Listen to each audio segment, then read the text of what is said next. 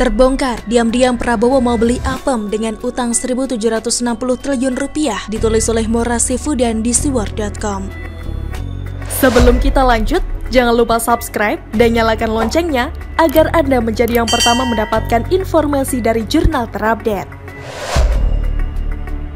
Yang banyak beredar dan menjadi pembicaraan di publik adalah soal mafia alutsista berinisial Mr. M. Keinginan membongkar siapa sebenarnya Mr. M ini mengaburkan bahaya yang sebenarnya sedang mengancam, yaitu rencana pembelian alutsista dengan utang senilai 1.760 triliun rupiah oleh Kementerian Pertahanan. Ups, bukankah Prabowo dulu teriak-teriak soal utang negara yang membengkak? Loh, katanya mau beli alutsista, tapi kenapa judulnya mau beli Apem? Apam atau Apem dikenal juga dengan Appam di negeri asalnya India, adalah makanan yang terbuat dari tepung beras yang didiamkan semalam dengan mencampurkan telur, santan, gula, dan tape serta sedikit garam, kemudian dibakar atau dikukus. Menurut pengamat militer dan pertahanan Koni Rakahundini Bakri yang membongkar kasus ini ke publik, pengadaan alutsista ini tidak jelas. Pertama, rencana pembelian alutsista tidak diketahui TNI. Baik Koni maupun logika sederhana kita memahami bahwa pembelian kebutuhan TNI pasti bersumber dari TNI, kemudian diajukan ke Kemhan. Kenapa? Karena TNI, Angkatan Laut, Angkatan Udara, Angkatan Darat tahu betul apa kebutuhan mereka terkait alutsista. Butuh kapal selam, kapal induk, pesawat tempur,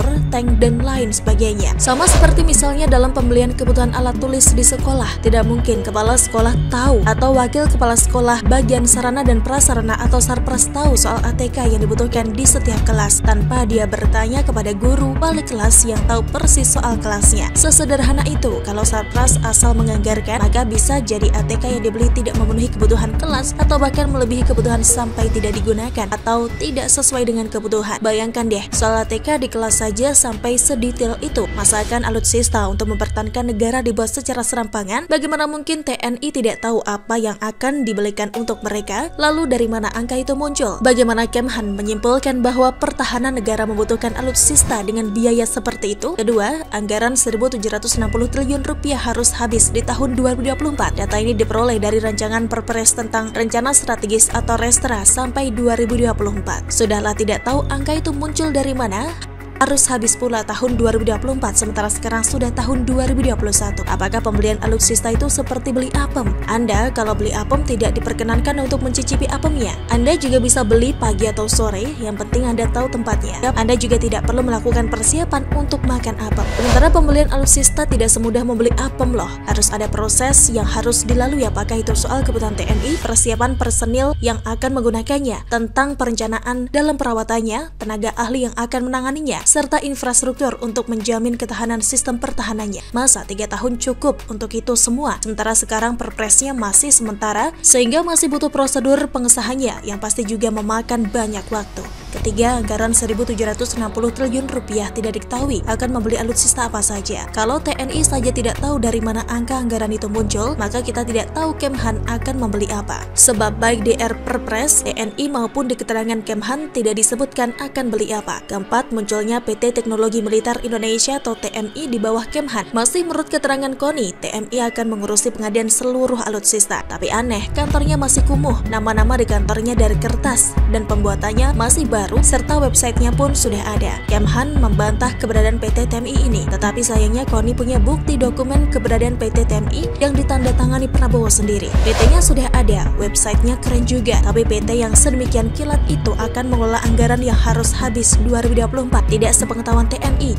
Perpresnya masih akan disahkan. Kok bisa begitu ya? Anda sudah paham kenapa saya bilang Prabowo mau beli apem? Mungkin Prabowo punya keinginan untuk memajukan alutsista Indonesia. Rakyat Indonesia akan mendukung jika dilakukan dengan cara-cara yang benar dan tepat, tetapi tidak dengan cara seperti ini juga. Seperti mau beli apem, kilat, tidak ada perencanaan dan sesuai selera yang buat anggaran. Yang begini tidak heboh, padahal rencana anggaran khusus itu begitu besar dan bersumber dari utang pula. Apakah karena yang berutang itu Prabowo? Apakah karena Prabowo diam-diam dalam senyap membuat utang, lalu yang kena Jokowi juga? Tahu, rencana ini atas sepengetahuan dan restu Jokowi. Salam dari rakyat jelata.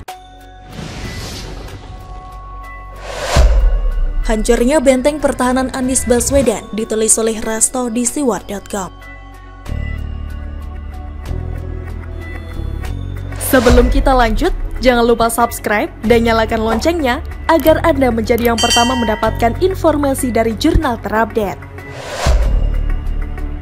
Sepanjang perjalanan sejarah peradaban manusia, selain Fir'aun, mungkin Anis lah orang yang merasa dirinya paling benar. Tidak ada satupun orang yang benar kecuali Anis. Maha benar Anis dengan segala kicauannya. Rupanya solipsisme Fir'aun telah diwariskan sepenuhnya kepada diri Anis yang merasa paling benar dan paling tahu segalanya. Dan untuk meyakinkan performanya itu, seorang Anis harus merogoh bukan dari koceknya, melainkan dari APBD yang digunakan untuk membelanjakan sekeranjang aneka penghargaan dalam upaya mengkosmetikisasi dirinya dengan legitimasi berupa penghargaan penuh kepalsuan dari lembaga yang ada. Padahal APBN diperuntukkan sebetulnya untuk pembangunan dan mewujudkan kesejahteraan masyarakatnya. Disinilah anehnya seorang Anis. Di satu sisi Anis merasa paling segalanya dengan catatan selamat tidak berhubungan dengan budgeting, sementara juga berhubungan dengan financial budgeting. Anis merasa dirinya adalah orang termiskin di dunia. Jadi maaf coy, buat masalah fulus, Ane lebih perlu daripada ente semua. Paham dah, mungkin begitu yang ada di temboloknya. Gemerutu gigi yang diakibatkan cukup lama menahan kejengkelan membuat banyak warga Jakarta yang memiliki gigi yang presisi atau rapih mungkin karena sering bergesekan gigi dengan gigi selama bertahun-tahun. Kalau gak percaya silahkan perhatikan 42,04% warga yang tidak memilih Anis, sementara mayoritas sisanya yang berjumlah 57,96% memiliki gigi yang sedikit memanjang. Salah satu contoh adalah UAS karena dukungannya terhadap Anis sampai pernah menyampaikan begini, "Saya mohon maaf Pak Gubernur, saya gak bisa bela di sosmed karena saya pun babak belur juga," ucap UAS. Skin ini pula yang membuat wajahnya tidak simetris. Boleh jadi sebuah benteng yang kokoh dibangun agar dapat menghalau dan melindungi dari serangan eksternal yang datang. Namun sebetulnya keselamatan diri itu justru bergantung dari seberapa jauh kita dapat memelihara dan menjaga lingkungan internal yang terdekat dengan kita. Sedikit saja kita abai, maka bahaya laten yang mengancam keselamatan menjadi keniscayaan. Seperti Firaun yang melindungi kekuasaannya dan dirinya dengan menggandeng Korun, seorang konglomerat, Haman sebagai cendekiawan dan birokrat, dan Bal'am sebagai penasehat spiritualnya. Begitupun dengan Anis untuk melanggengkan kekuasaannya yang berharap dirinya dapat melangkah ke jenjang karir yang lebih tinggi. Rupanya apa yang dicontohkan oleh Fir'aun dalam menempatkan orang-orang yang diharapkan dapat membacking dirinya sudah secara apik ditiru Anis. Figur Korun sudah diwakilkan oleh seorang konglomerat dan politisi senior seperti JK yang merepresentasikan sebagai Haman, cendekiawan dan birokratnya. Dibentuklah TGUPP dan sepupunya Sandri Novel Baswedan di KPK. Jadi wajar saja jika kasus dugaan rasuahnya Anis dijamin aman-aman baik dan penasehat spiritualnya adalah Imam Jumbo MRS, sementara UAS sebagai tarkamnya. Klop, jadilah pemerintahan provinsi di bawah kepemimpinan Anis bagaikan proyeksi mini dari sebuah kerajaan Firaun.